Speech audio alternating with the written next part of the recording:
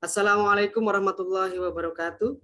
Bagaimana anak-anakku sekalian kehadirannya saat ini, kesehatannya saat ini? Alhamdulillah sehat, alhamdulillah.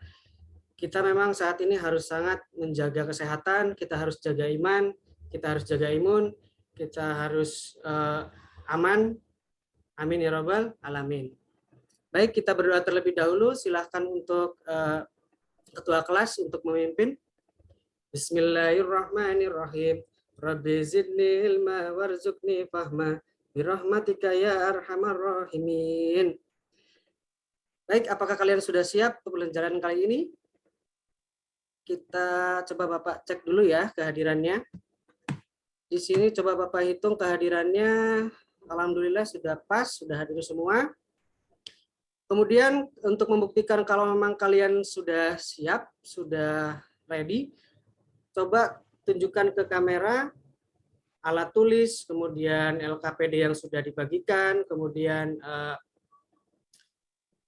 buku paket yang sudah dibagikan juga perlihatkan. Oke, baik, terima kasih. Baik, untuk memulai memotivasi kalian, sekaligus mungkin nanti ada inspirasi ya, Bapak setelkan video terlebih dahulu sambil diperhatikan ya.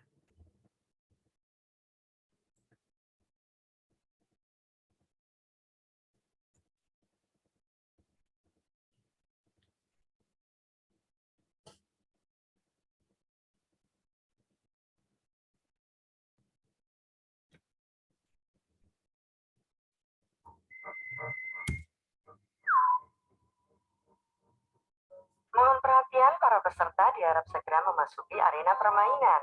Ingat, jangan lupa baca bismillah.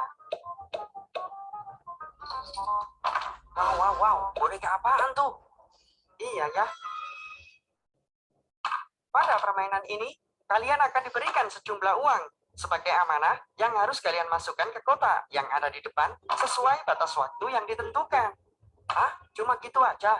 Ya, tapi untuk bisa ke sana, kalian harus maju saat lampu hijau dan berhenti saat lampu merah. Jika kalian terlena, kalian akan tereliminasi. Terlena? Apa maksudnya? Kalian akan paham nanti. Baik, permainan siap dimulai. Dengarkan aba-aba dari boneka culat di depan. Infak, sedekah, atau foya-foya.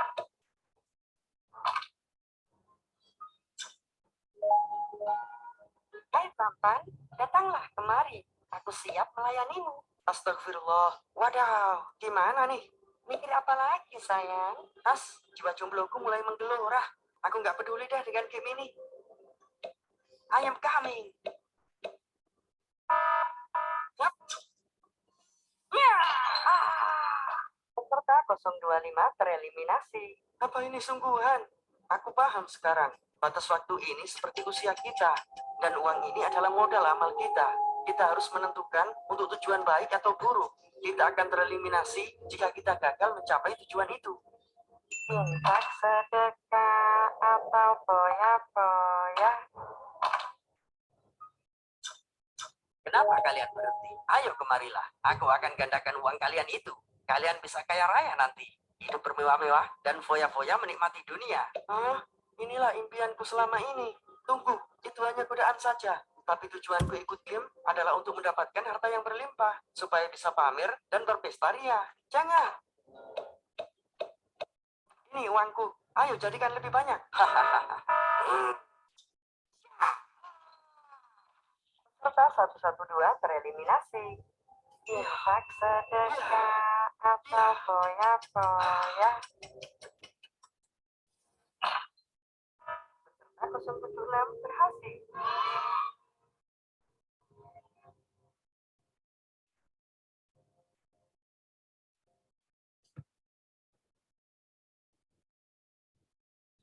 Baik, dari video yang telah kalian saksikan, kira-kira pesan apa ya yang ada dalam video itu? Cari pahala, oke, bagus. Nah, setelah dapat pahala, biasanya pahala itu digunakan untuk apa ya? Bekal akhirat, bagus. Nah, saya tanya lagi, Mas Nuris, kemarin ketika darurat COVID di tempat kamu, dalam satu hari itu pengumuman di musola tentang kematian berapa kali sehari? 2 sampai 5. Oke, oh Masya Allah, innalillahi wa inna ilaihi raji'un ya. Sangat banyak sekali. Nah, kira-kira dari meninggalnya itu adalah tanda-tanda apa ya? Kiamat sugro, betul, baik. Bagus ya. Dari video yang telah kalian lihat ternyata, dan dari jawaban dari Mas Nuris, ternyata dari kalian bisa menganalisis, bisa menebak bahwa pembelajaran kita kali ini adalah tentang hari akhir. Baik, Bapak share screen terlebih dahulu ya.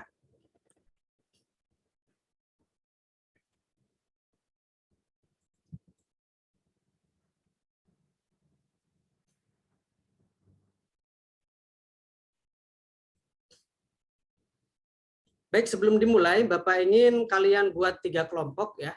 Buat 3 kelompok, nanti kelompok 1, 2, dan 3 sudah Bapak siapkan grup WA masing-masing dari ketiganya. Silakan masuk ke situ. Kemudian sedikit bocoran nanti ketika di pembelajaran berikutnya, setelah ini ada tugas diskusi dan presentasi. Jadi siapkan ya. Baik, kita mulai saja. Sebelum dimulai juga, kalian buka buku paketnya, buka halaman 2 sampai 12. Di situ adalah materi pembelajaran kita. Bapak beri waktu 10 menit untuk literasi. Silakan. Literasi itu sangat penting. Kenapa? Karena 60-70% materi ketika kalian baca, insya Allah bisa memahamkan kalian tentang materi pelajaran pada hari ini ya. Baik, 10 menit sudah selesai. Sekarang perhatikan ke depan ya. Persiapkan alat tulisnya untuk kemudian kalian catat hal-hal penting yang akan Bapak sampaikan saat ini ya. Baik, materi semangat beribadah dengan meyakini hari akhir. Kalian pasti sudah tidak asing dengan istilah hari akhir. Kalian sudah digambarkan tentang kiamat, mungkin sudah tahu diceritakan tentang surga dan neraka, baik di SMP, di SD, bahkan di TK. Jadi Bapak harap untuk pembelajaran kita kali ini, karena kalian sudah kelas 12 ya, jadi Bapak harap kalian tidak hanya pengertian, tidak hanya makna, tapi kalian coba cari substansi-substansi yang lain yang sekiranya bisa menambah wawasan dan bisa menggali hal-hal yang tidak ada dalam buku pelajaran. Baik. Sebelum belajar, alangkah baiknya kita membaca Al-Quran terlebih dahulu agar diberkahi pembelajaran kita kali ini. Silakan untuk salah satu dari kalian untuk membacanya. A'udzu billahi minasyaitonir rajim. Bismillahirrahmanirrahim. Kullu nafsin dha'iqatul maut wa innama tuwaffawna ujurakum yaumal qiyamah faman zuhziha 'anil nari wa udkhilal jannata faqad faz wa mal hayatud dunya illa mata'ul ghurur. Baik, terima kasih yang sudah membacakan. Semoga pembelajaran kita berkah karena telah membaca Al-Quran terlebih dahulu. Dan Al-Quran ini pun yang telah kita baca ada hubungannya dengan pembelajaran kita kali ini, yaitu tentang kiamat sugro ya.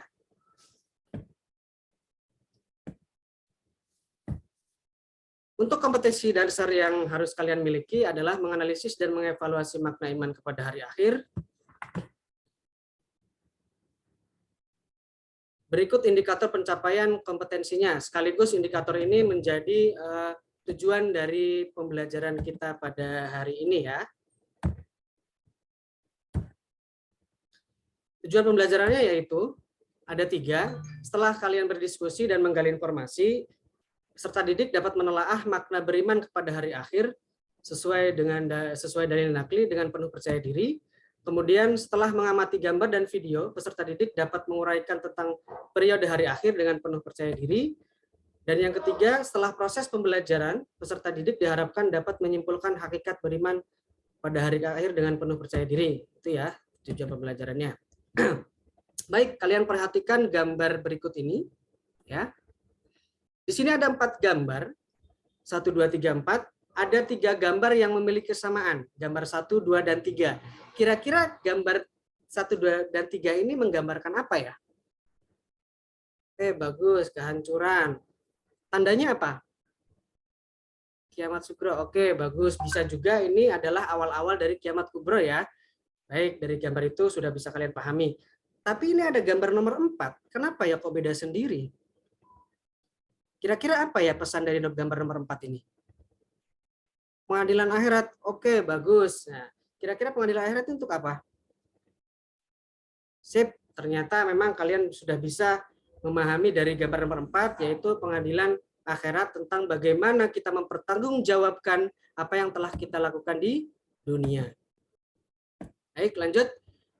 Dari yang telah kalian literasi tadi, Bapak coba rangkum biar kalian lebih bisa memahaminya lagi. Intinya adalah hari kiamat menurut Al-Quran itu ada 2, ada kiamat sugro, ada kiamat kubro. Kiamat sugro ini adalah peristiwa datangnya kematian bagi setiap makhluk secara lokal, ya, secara lokal atau individu, yang telah dibacakan dalilnya tadi di awal ya. Dan kiamat sugro ini erat hubungannya dengan alam barzah, di mana alam barzah ini adalah tempat di mana kita menanti, kita dikubur, kemudian nanti bertemu dengan malaikat munkar dan nakir, kemudian kita akan mendapatkan siksa kubur atau nikmat kubur. Yang kedua, kiamat kubro. Kiamat kubro ini adalah kehancuran everything, total, serentak, semuanya, kehidupan makhluk yang ada di bumi, kecuali Allah Subhanahu wa taala ya.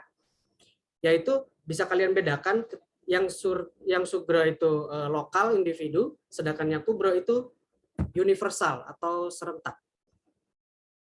Sedikit Bapak kasih pantun di sini ya. Anak gembala mencari rumput, teriknya panas siang hari. Kalau malaikat Israel telah menjemput, kemanakah tempat kita berlari? Ya, itu dia. Selanjutnya, hari kiamat itu tidak hanya menurut Al-Quran, tapi juga menurut ilmu pengetahuan. Menurut ilmu pengetahuan, ada menurut teori geologi dan teori fisika. Teori geologi itu adalah simpelnya gini, kehancuran bumi itu adalah disebabkan oleh bumi itu sendiri, karena sudah diprediksi oleh para ilmuwan ya bahwa bumi ini sudah tua, terlalu banyak dieksploitasi sehingga bumi itu akan tidak mampu lagi rotasi dengan matahari, akhirnya akan hancur seperti layaknya meteor ya. Kemudian menurut teori fisika, penyebab hancurnya bumi itu dari luar bumi. Buminya nggak apa-apa, tapi ternyata luar bumi itulah yang membuat bumi itu hancur. Dalam hal ini apa? Lihat di gambar, yaitu matahari. Kenapa? Karena matahari adalah sumber kehidupan. Terjadinya cuaca, terjadinya siklus air, terjadinya fotosintesis, dan lain sebagainya.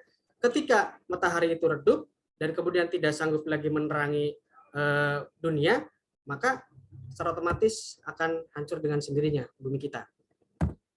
Baik, untuk periode hari akhir bisa kalian cek di video ya untuk lebih jelasnya. Setel lagi videonya.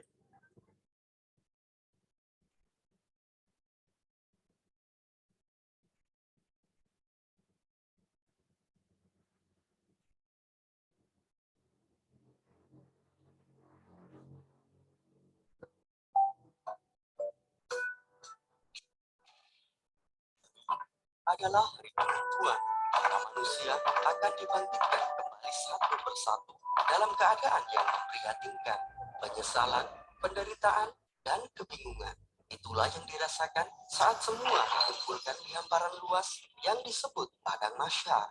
Mereka semua hanya berharap ampunan dan pertolongan. Kita membutuhkan pertolongan Allah, bantuan dari Nabi Allah.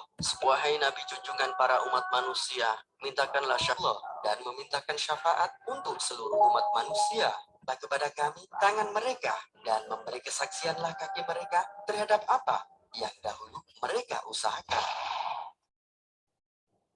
Giliran wahai hamba Allah, silakan habiskan hidupnya untuk mencari ridho-Mu. Benar wahai Tuhanku, tangan ini selalu digunakan untuk rukuk dan bersujud. Iya Tuhanku, dia tidak pernah lupa mengajakku berjalan menuju tempat sujud. Kami bersaksi bahwa dia adalah orang yang baik, baik pula.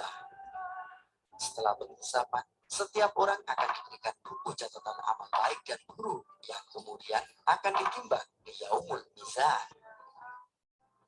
Dan walaupun sedikit, sebagai pembuat perhitungan. Tapi untuk masuk surga, kamu harus benar-benar suci. Kalian Jadi hapuslah perhatikan, sisa kalian dosamu catat di apa yang neraka terlebih penting, dahulu. karena Baiklah. untuk bekal kalian nanti di presentasi ya. Rotol mustaqim, sebuah jembatan yang sangat tipis dan tajamnya melebihi ribuan kali pedang. Di bawahnya terdapat api neraka jahanam yang menyala-nyala, dan Muhammad Shallallahu Alaihi Wasallam yang memilih mereka lah orang-orang yang ingat. Baiklah. Mengapa? Baiklah.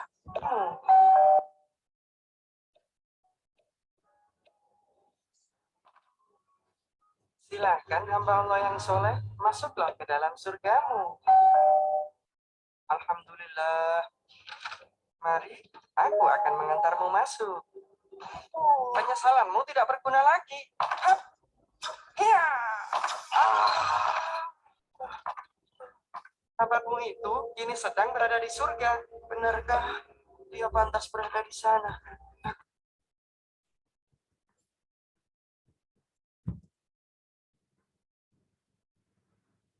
Baik, dari video yang telah kalian saksikan ya, itu adalah rangkaian periode hari akhir, tahapan-tahapan di mana kita akan menghadapi akhirat ya. Ngomong-ngomong tentang amal perbuatan buku catatan, kira-kira di antara kalian yang lebih malaikat yang paling sibuk mencatat itu malaikat raqib apa malaikat atid ya? Malaikat atid. Loh, berarti kalian secara tidak langsung mengakui kalau kalian lebih banyak melakukan perbuatan buruk daripada yang baik. Baik, kalau kalian memang bisa introspeksi, semoga kedepannya kalian bisa yakin bahwa malaikat raqib bisa lebih banyak mencatat ya, karena malaikat raqib adalah pencatat perbuatan yang baik. Kemudian hakikat beriman kepada hari akhir. Hakikatnya adalah iman kepada hari akhir itu adalah rukun iman yang kelima, yang di dalamnya kita harus yakin, yang di dalamnya juga akan dipertanggungjawabkan tentang apa yang kita lakukan di dunia. Hendaknya ketika kita yakin tentang hal itu, maka kita akan bertakwa, kita akan beribadah dengan baik dan dengan ikhlas ya. Itu hakikat beriman kepada hari akhir. Baik, setelah pemaparan itu ada yang ditanyakan? Oke, jika sudah jelas, silahkan kelompok yang tadi sudah Bapak bagi, kalian perhatikan di LKPD Google Classroom, kalian coba lihat, sudah Bapak siapkan ya. Di situ LKPD-nya tentang tata cara kalian berdiskusi kelompok. Lihat, buat slide PowerPoint yang berisi di dalamnya penjelasan segala sesuatu tentang hari akhir. Mungkin ada sesuatu yang belum Bapak jelaskan atau tidak ada di buku, bisa kalian keluarkan, mungkin tanda-tandanya dan lain sebagainya. Kemudian dalil-dalil Al-Quran atau hadis tentang hari akhir atau periodenya yang tidak ada di buku paket ya. Kemudian ceritakan pengalaman, kejadian, atau informasi di sekitarmu mengenai hari akhir dengan berdiskusi bersama keluarga, boleh. Di samping kalian berdiskusi dengan kelompok kalian masing-masing, cari referensi untuk bahan presentasi dari berbagai media, bisa buku, bisa internet, YouTube, dan lain-lain. Dan satu lagi, lampirkan video tentang gambaran hari akhir. Mungkin kalian bisa pencarian orang yang pernah mati suri, mungkin diwawancara, merasakan bagaimana dia dicabut nyawanya dan diperlihatkan alam kubur dan sebagainya, bisa juga dengan itu ya. Baik, silakan kelompok 1 untuk maju. Sambil Bapak ini persiapkan form untuk penilaian kedisiplinan dan kerjasama kalian. Oke, bagus. Kelompok 1, silakan kelompok 2. Oke, sip. Kelompok 2 juga bagus. Kita lanjut ke kelompok selanjutnya, kelompok 3 terakhir. Baik, ternyata kelompok 3 sudah selesai juga. Dari ketiga kelompok yang sudah maju, bisa Bapak simpulkan ternyata kalian itu bisa mengeksplor begitu banyak ya. Bapak apresiasi, Bapak senang sekali ternyata apa yang telah disampaikan bisa kalian kembangkan menjadi sesuatu yang baru, yang belum pernah ada, info-info terbaru. Terima kasih. Dari situ, sekarang untuk tiap kelompok, Bapak tambahkan lagi pertanyaan ya. Pertanyaan ini silahkan Bapak beri waktu 5 menit ya. Untuk kelompok 1, jawab, jika surga dan neraka tak pernah ada, apakah Anda masih mau beribadah kepada Allah Subhanahu wa taala? Sebutkan alasannya ya. Jika iya alasannya apa, jika tidak alasannya apa. Silakan. Untuk kelompok nomor 2, berikan tanggapan dari pernyataan. Kalau tadi pertanyaan, sekarang pernyataan. Ya Allah, aku bukanlah ahli surga, tapi aku pun tidak kuat jika masuk neraka. Nah, kalian komentari, kelompok 2, kalian komentari kalimat ini baik, tidak baik, ambigu, atau membingungkan. Bisa kalian, saya beri waktu 5 menit, silakan. Kemudian yang nomor kelompok 3, Bapak beri pertanyaan, apakah kamu tidak iri kepada terdakwa hukuman vonis mati yang segera merasakan mati, namun dengan penuh persiapan, sempat bertobat dulu, ibadah dulu, dan persiapan 2 kalimat syahadat ketika akan ditembak mati. Silakan, masing-masing 5 menit. Baik, kelompok 1 sudah bisa menyampaikan jawabannya, perwakilan. Oke, bagus. Kelompok 1 ternyata memang kalian masih mau beribadah ya. Ikhlas, karena betul, karena beribadah itu ya bukan karena surga atau neraka, tapi karena Allah, lillahi ta'ala. Untuk kelompok 2, sudah siap? Bagaimana komentarnya? Oke, bagus. Ternyata memang ini perkataan yang bagus ya, pernyataan yang bagus, di mana dia merasa rendah hati, merasa tidak pantas di surga, tapi dia pun tidak kok sombong berani masuk neraka, tidak ya. Ternyata dia memang kalau ditanya lebih dalam, lubuk hati yang paling dalam, dia pengen masuk surga. Baik, bagus. Kemudian nomor 3, gimana? Iri apa tidak nih? Oke, itu alasannya, bagus. Oke, jadi kalian bisa paham ya. Untuk masalah ibadah boleh kita iri, tapi kalian sebaiknya punya punya skenario yang lain lah. Jangan sampai skenario taubat, ibadah, dan persiapannya itu bukan karena kamu akan ditembak mati, tapi karena memang kamu mempersiapkan dengan begitu matang untuk bekal di akhirat nanti. Baik, selanjutnya ada kuisis ya. Silakan kalian buka di LKPD kalian masing-masing di Google Classroom ya. Ini untuk tiap kelompok. Ya, silakan. Sekarang kelompok 1 dulu. Di sini ada beberapa pertanyaan yang bisa kalian jawab. Kelompok 1 dulu di waktu ya. Silakan langsung baca dan langsung jawab. Waktu terus berjalan ya. Ini bisa kalian buka di quizzes.com.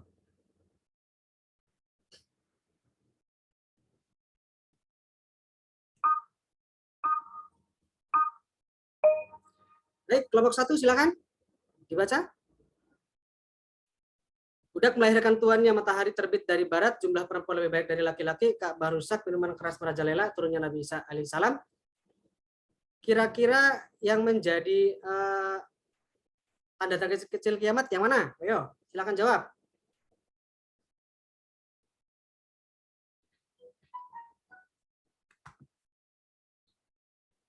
Yang kecil, silakan.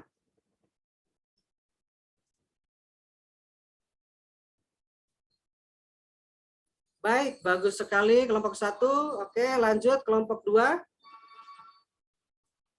Kelompok 2, lanjut pertanyaan berikutnya. Yang belum bisa disebut juga, silakan. Hari penimbangan. Oke, bagus, silakan. Kelompok 3. Kelompok 3 selanjutnya. Waktu terus berjalan.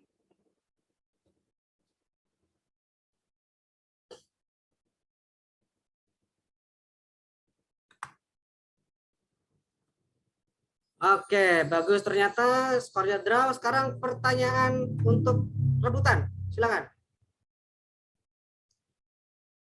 Ya, Umul Ba'as. Ayo, silakan. Kelompok 2. Oke, sekarang kelompok 2. Udah raise hand duluan. Oke, ternyata salah. Kita lanjut lagi.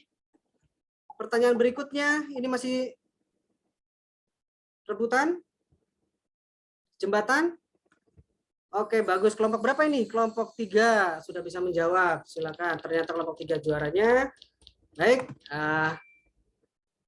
Dari situ sudah Bapak lihat ternyata kalian sudah bisa mulai ya, sudah bisa memahami, kemudian bisa mengikuti, sehingga dari situ Bapak anggap kalian memang sudah memahami ya tentang hari akhir berikut dengan penjelasan-penjelasannya tadi. Baik, silakan ada yang bisa menyimpulkan dari pembelajaran kita kali ini? Silakan, Mas Anwar Nuris. Oke, bagus, bagus. Ternyata kesimpulannya adalah tentang bagaimana kita beribadah untuk persiapan hari akhir adalah ya harus dengan ikhlas ya. Ya sudah kita terangkan tadi, hari kiamat ada dua, kiamat sugro, kiamat kubro. Dan di dalamnya terdapat tahapan-tahapan yang memang harus kita lalui. Ya. Baik, sampai di sini ada pertanyaan? Baik, jika tidak ada pertanyaan,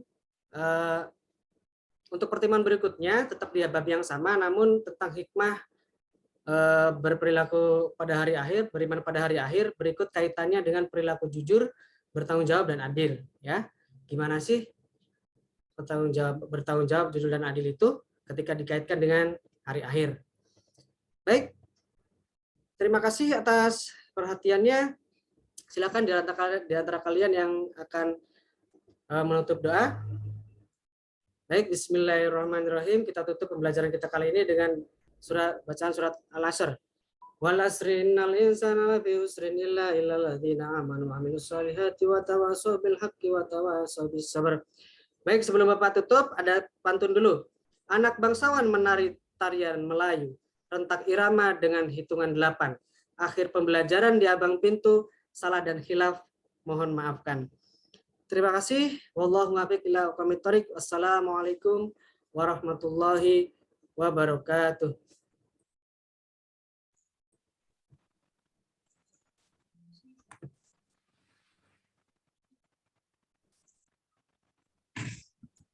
Baik, Ade, bisa mendengar suara saya? Bisa, Pak. Suara saya bisa? Bisa. Oke. Untuk Ade,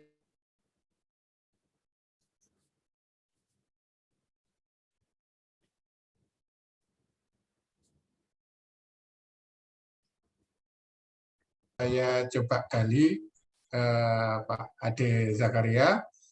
Yang pertama terkait dengan materinya ya. Materi ini berbicara tentang keimanan, ya kan?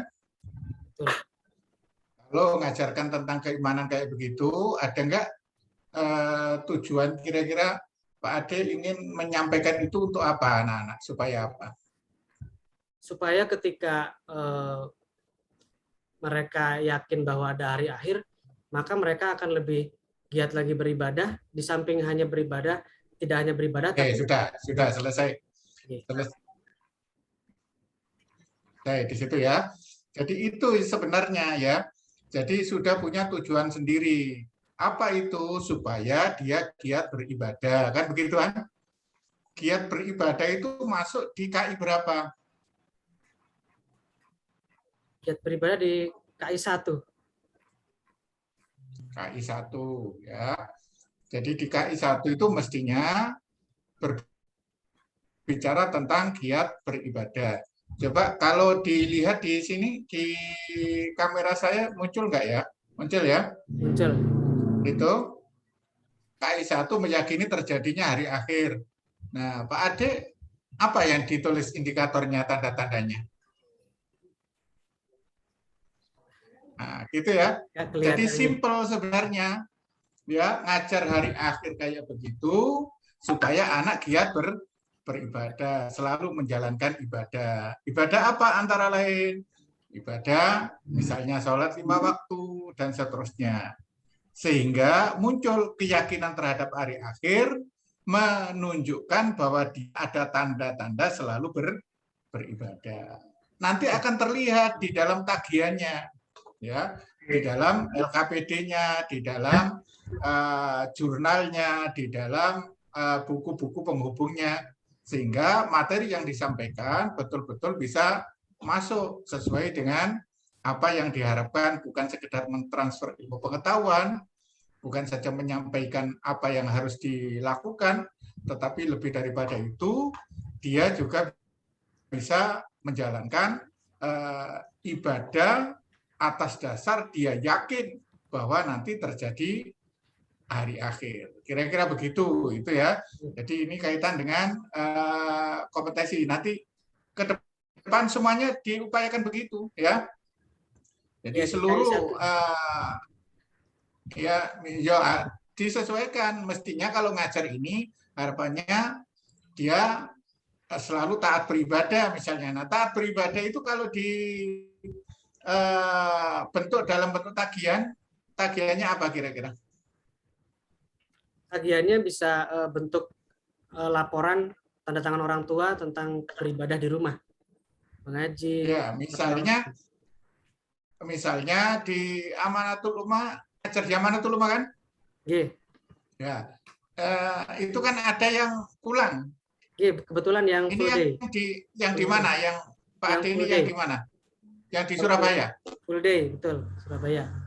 Surabaya di itu di Siwalan Kerto itu. Jualan Kerto. Ya, jadi ada yang pulang ya. Pulang pergi. Pulang pergi. Kemudian misalnya anak itu melaksanakan sholat 5 waktu apa tidak? Ada nggak kontrol dari guru agamanya?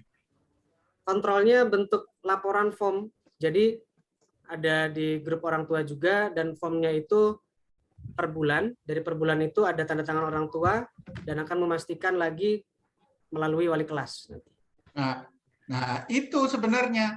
Jadi misalnya hari ini dia melaksanakan sholat Jumat, nanti melaksanakan sholat asar, misalnya dengan para orang tua dan lain sebagainya, itu bagian dari penilaian terhadap sikap spiritual bahwa dia percaya hari akhir nanti akan ada hisab di sana, ada pembalasan di sana dan lain sebagainya.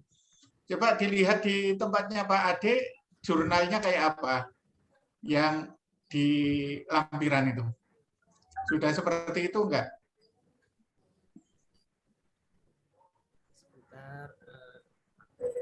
Ini lampirannya.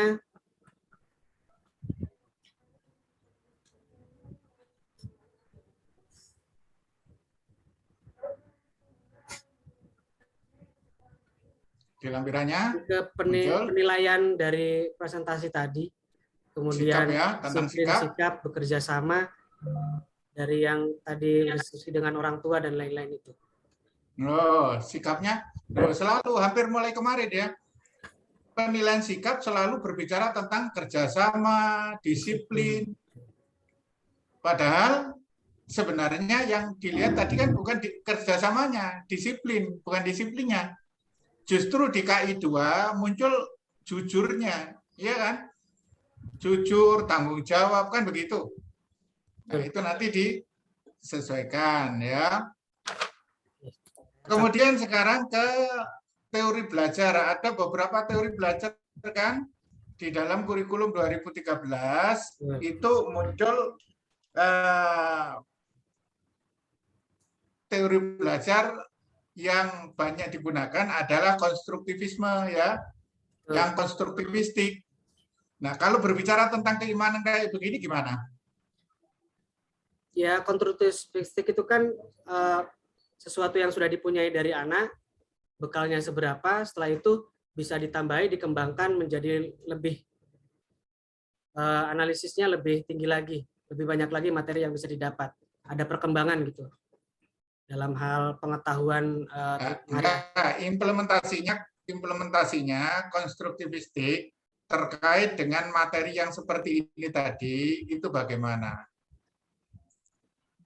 Implementasinya adalah di dalam konstruktivistik ada peran lingkungan ya. Betul. Ada peran diri sendiri, kan gitu kan? Ada diri sendiri, ada masyarakat, kemudian apa yang dimunculkan? Yang dimunculkan adalah pengalaman dari anak-anak yang kemudian diorganisir. Ya, jadi kejadian-kejadian yang ada itu kemudian ditampilkan ya. Itulah kemudian bisa lewat problem based learning atau lewat discovery learning.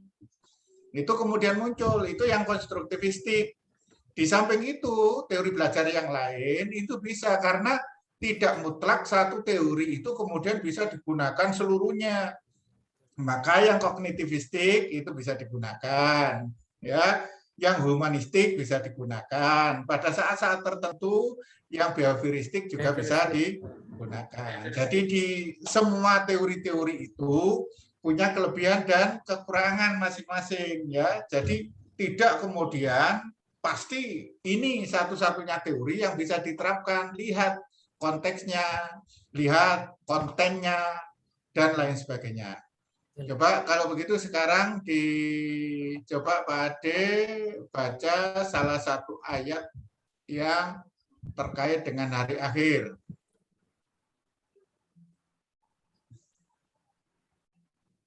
Tadi yang di awal, A'udzu billahi minasyaitonir rajim. Bismillahirrahmanirrahim.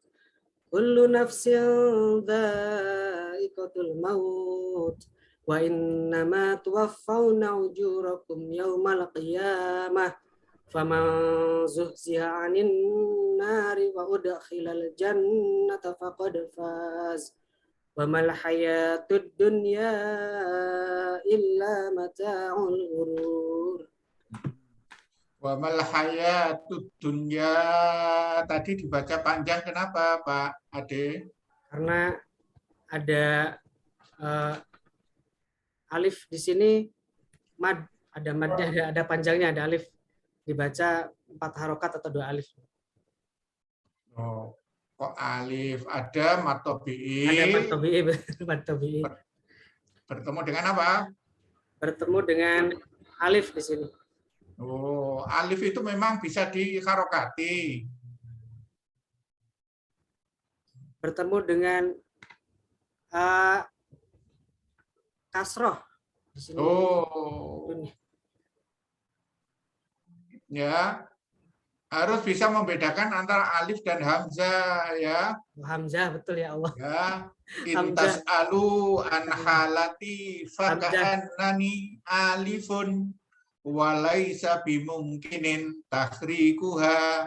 Ya, alif itu walaisa bimungkinin tahrikuha. Kalau kamu bertanya tentang keadaanku sekarang, intas alu anhalati faka'annani alifun, maka saya ini keadaannya, kondisinya seperti alif. Sudah nggak bisa apa-apa, walaisa bimungkinin tahrikuha, ya. Jadi di samping bisa membacanya, harus tahu, karena nanti salah satu materi di dalam pendidikan agama Islam ada materi baca tulis Al-Quran. Saya pikir itu, monggo Prof.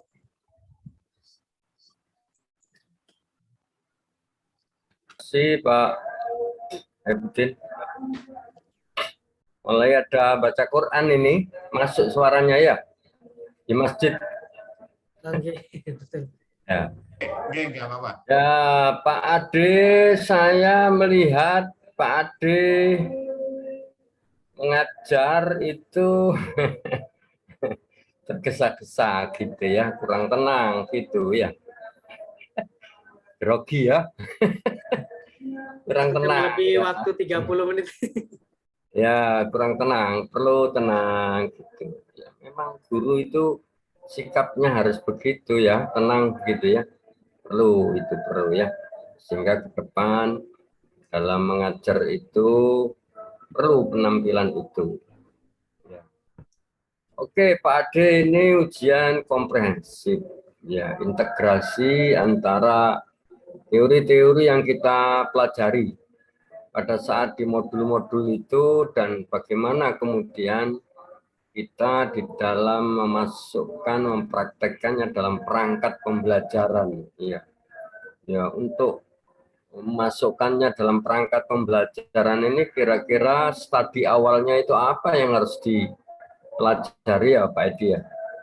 Pak Adi ya, apa kira-kira yang Pak Adi persiapkan agar perangkat pembelajaran ini bisa bagus, itu apa yang dipelajari oleh kita? Pertama sih menganalisis dulu tentang SKL, kemudian lihat juga Permendikbud yang nomor 37 tahun 2018 itu, dilihat KI-nya, KD-nya, kemudian taksonomi yang diinginkan itu kalau bisa yang HOTS ya, C4, C5, C6, yang kemudian di dalamnya ada indikator yang kita sesuaikan dengan keadaan di siswa, tujuan-tujuannya seperti apa, karakter siswa dan lain sebagainya. Kemudian nanti di dalamnya juga bisa ditambahkan tentang metodenya, kemudian strateginya, modelnya. Jadi setelah itu bisa diruntut sampai dengan pembuatan perangkat, sampai dengan RPP dan lain-lain. Prof. Itu maksudnya jadi berarti simpulannya itu adalah kurikulum, ya gitu ya. Yang harus dipelajari pertama yang utama itu adalah tentang kurikulum, gitu ya, kurikulum 2013. Kurikulum ya silakan saja kurikulum ini berubah-ubah gitu, tapi adalah tetap kurikulum yang berbasis kompetensi, artinya adalah kemampuan-kemampuan yang harus dimiliki disampaikan oleh guru dan bagaimana kemampuan-kemampuan yang bisa untuk diterima ya oleh siswa gitu ya. Sudah barang tentu di situ ada model-model pembelajaran dalam kurikulum 2013 gitu ya. Kira-kira model pembelajaran apa yang dipakai dalam perangkat ini ya?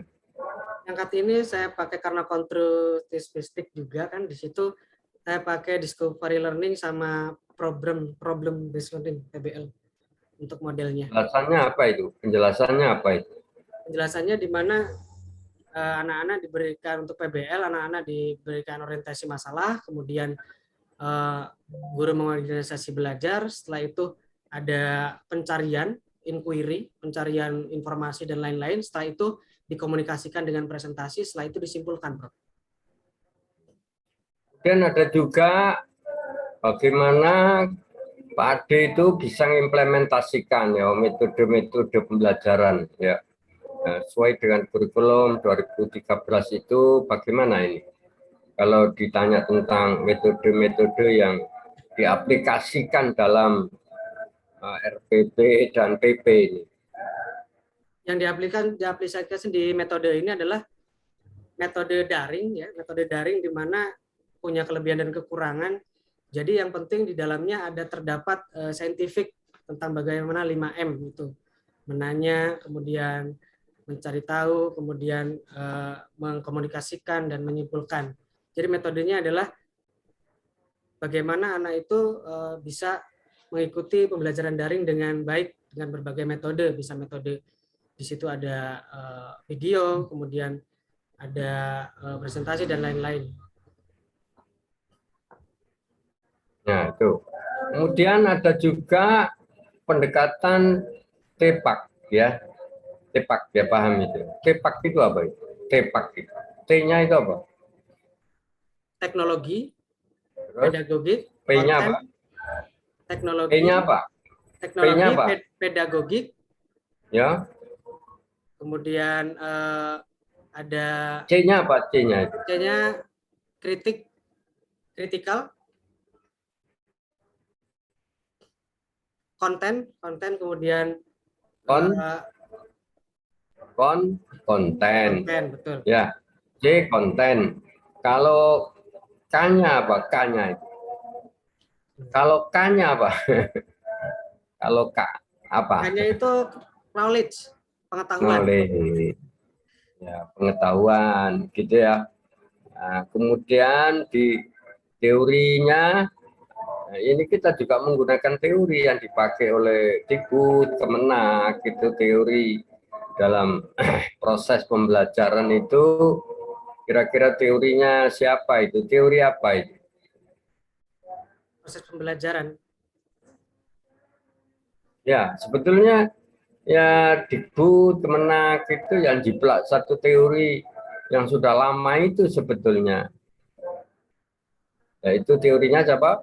Teorinya Bloom. Oh, teori Bloom sama Anderson itu. Ya. Teorinya Bloom dalam taksonomi Bloom. Taksonomi Bloom itu ada bagaimana tujuan sampai kepada penilaian itu, kemudian mengacu dan kepada kognitif, aspek-aspek kognitif, afektif dan Afektif dan psikomotor.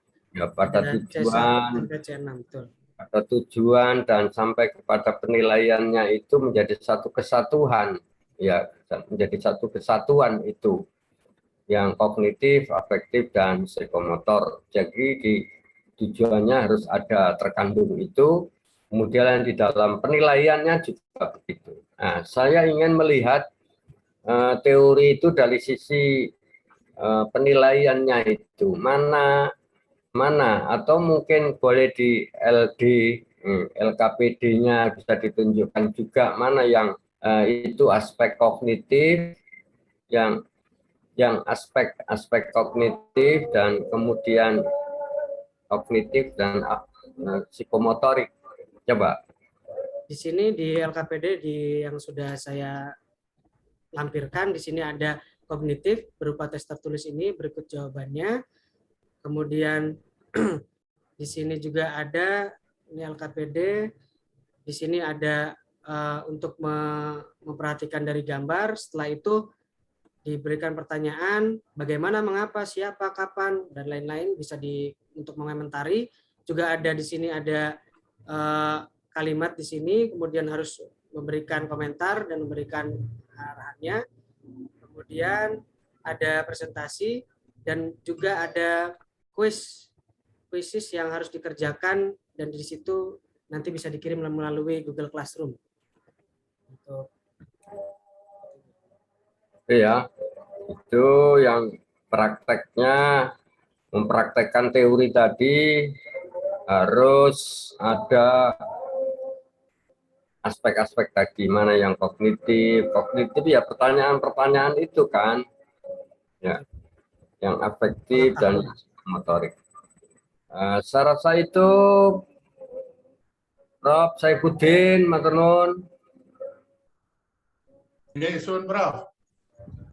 Baik, saya pikir untuk Pak Ade cukup ya. Jadi di samping menanyakan dan konfirmasi apa yang disampaikan oleh penguji tadi, juga masukan supaya bisa lebih baik ke depannya gitu ya. Sudah saya catat semua. Baik, kita akhiri dan kita tutup bersama dengan membaca hamdalah bersama-sama. Alhamdulillahirrahmanirrahim. Wabillahi taufiq. Assalamualaikum warahmatullahi wabarakatuh. Terima kasih atas arahannya. Berarti tinggal sekarang saya selaku koordinator akan memanggil peserta berikutnya, mahasiswa berikutnya. Saya stop dulu untuk share screen-nya.